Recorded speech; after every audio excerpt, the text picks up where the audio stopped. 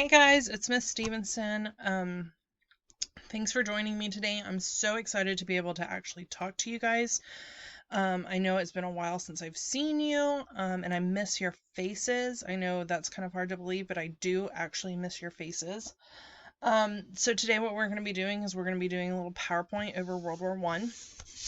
We're going to start off with some announcements. Announcement number one is that I will be holding Zoom office hours from 12 to 12:30 every day, Monday through Friday, and that starts today. So hop on, join me. I'd love to see your sweet little faces, even if it's just to say hi. If you don't have any questions about anything, I would still love to see your face. Number two, please, please, please join my Remind. Most of you are in, but there are a couple of you that are missing. I'll be sending out important announcements. We might have an assignment or two over it, or maybe I need to make a correction to an assignment, and that's the easiest way for me to talk to you guys. So please, please, please join Remind.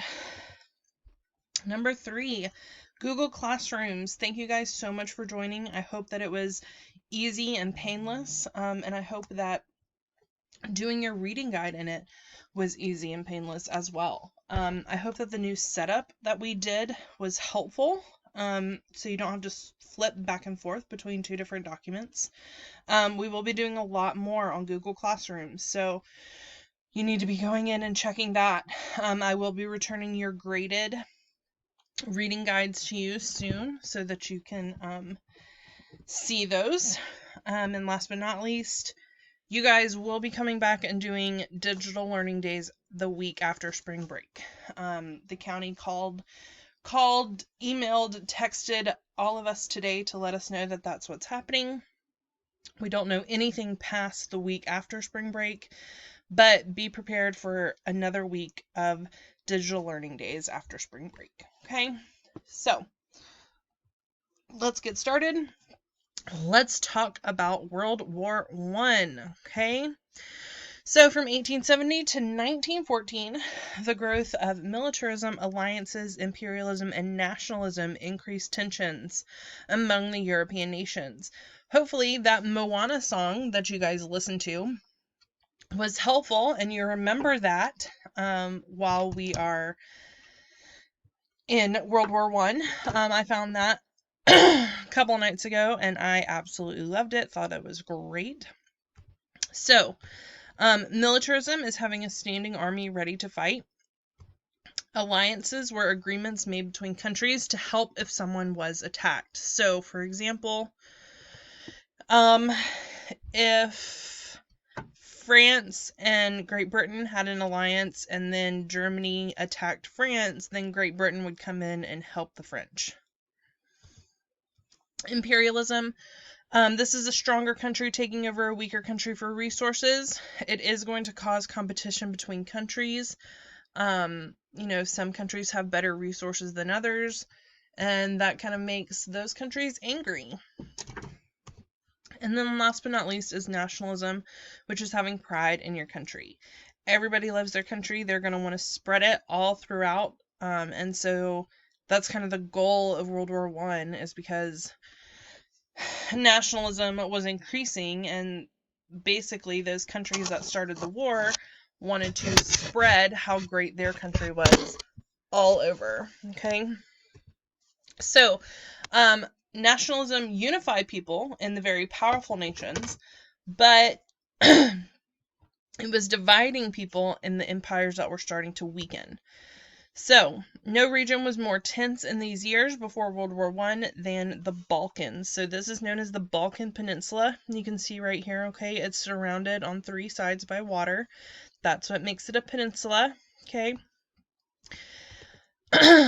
Serbia, this tiny little country right here, Greece, Albania, Romania, they're all going to break away from the Ottoman Empire, and they're going to make their own little countries, okay? And this big country right here, called the Austro-Hungarian Empire, they basically want to try and take over all of this land. But this tiny little country of Serbia right here, they want to create their own empire where all the Slavic people live. And if you look at all this red striped area right there, that's where a lot of Slavic people live. So basically, Serbia wanted to take over this area right here of the Austro-Hungarian Empire and basically make this entire thing into one big Slavic empire, okay? But the problem is that Austria-Hungary would have to give up a whole lot of land, okay? And as we've learned from before, more land equals more power. So that big country isn't going to want to give up any land just because some people feel very patriotic about their nationality. So the Serbians vowed to take Bosnia and Herzegovina from Austria-Hungary. And on June 28th, 1914, the Austro-Hungarian Archduke Franz Ferdinand and his wife were assassinated by a Serbian terrorist. You guys read about Archduke Franz Ferdinand and the guy that he was assassinated by, Gavrilo Principi. Okay. The Archduke was there to check up on the military and all of that kind of stuff, and they were basically doing a parade throughout town. If this guy right here, that is Gavrilo Principi. And unfortunately, Sophie, his wife, who was pregnant at the time, is going to get shot in the stomach, and she dies. And Gavrilo Principi is going to, Archduke Franz Ferdinand, he is going to be shot kind of right down here in the neck underneath his collar. And the problem is that he was sewn into his entire outfit. So his pants were attached to his shirt, his jacket was attached to the shirt. So they basically had to cut him out of his suit in order to find out where he was hit. A lot of people think that if he hadn't have done that, then they might have been able to save him. So the conflict between Serbia and Austria-Hungary are going to trigger the alliances and start World War I. So remember, an alliance is basically a friendship, okay? So if one country is threatened, a country that they're friends with is going to come and help them. So Serbia was being threatened by Austria, and Russia was Serbia's friend. So basically, Russia is like, if you hurt Serbia, then I'll hurt you. And Germany was Austria's friend. So Germany was like, if you hurt Austria, I'll hurt Russia. And so on and so forth. So this is what Europe looked like before the war. And this is what Europe looks like at the outbreak of World War I. Okay, so we're going to have two sets of alliances. The Central Powers, and you can remember them because they're in the center of the map. Okay, and then the Allied Powers. Okay, that's going to be the United Kingdom, mainly Great Britain, France, and Russia. So the war started in August of 1914. Europeans were super enthusiastic about fighting, and they thought that it was going to be over by Christmas. But unfortunately, they were really wrong. So, to start the war, Germany is going to be the one to start the war. Even though Serbia was the one that basically started the entire war by shooting the Archduke of Austria-Hungary, Germany is going to be the main player in World War I. So, Germany has two different fronts or borders that they're going to have to fight on. The first one is over here in Russia, and then the second one is over here in France, okay? So, Germany came up with what was called the Schlieffen Plan, and the goal was to try and go ahead and wipe out France and take over France, and then move the entire army back over here to Russia.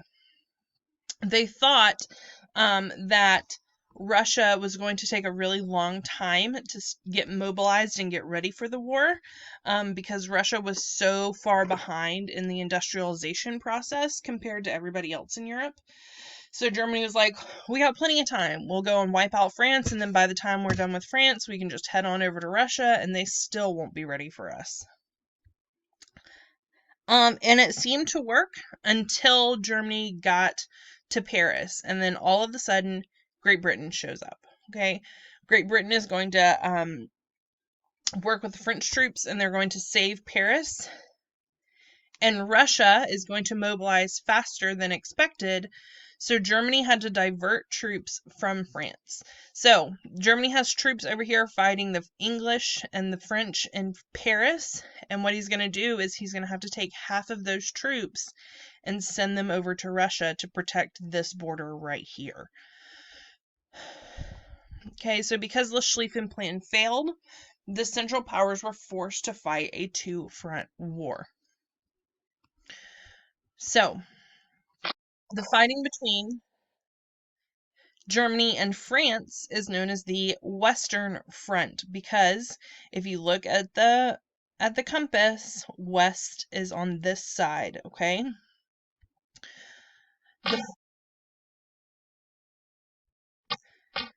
The fighting between Germany and Russia is known as the Eastern Front because, again, if you look at the compass, this is in the east, okay? So by 1915, the war had settled into a stalemate, or basically a draw, meaning no side was moving anywhere. They were basically standing in place, okay? And so what they decided to do is they decided to dig down into the ground and make trenches. So these are what the trenches looked like. This middle part right here is what was called no man's land, okay? This is enemy trenches, this is enemy trenches, and they go all the way back, okay? So back here in the back, this is where you have like the really big guns and tanks and things like that, that shoot over into no man's land. And the whole goal is to go over the top, okay, to try and get across no man's land to the enemy trenches down here, okay? So the soldiers had very little decent food, and what food they had was often attacked by rats. These rats were the size of small rabbits. Guys, can you imagine a rat the size of a small rabbit just like scurrying around and stealing your food? Ugh. And unfortunately, they're going to develop what's called trench foot, because if you look at this, sorry, I have to get rid of that. Maybe not. If you look at this right here, the trenches were full of water and mud all the time. So their feet were never dry, and what ends up happening is your skin slowly starts decomposing. So new weapons are going to be invented. The machine gun, long-range artillery, tanks, airplanes and zeppelins, flamethrowers and grenade launchers, poison gas. So one specific type of poison gas is called mustard gas, and unfortunately, when you end up breathing mustard gas in, it basically eats your insides out. That's why it's so deadly, okay? Submarines. So soldiers wore masks like these to try and protect themselves from the poison gas. Machine guns would fire ammunition automatically. Tanks were armored and moved on chain tracks, and in 1914 the Germans introduced a submarine. So, new weapons killed soldiers more effectively, and during World War I, 8.5 million soldiers died, and 21 million were wounded. And unfortunately, people were coming back like this, without legs, without arms. And so it was very traumatic for a lot of those people. A lot of people called it a generation lost because so many young men died. And it was very, very, very, very sad.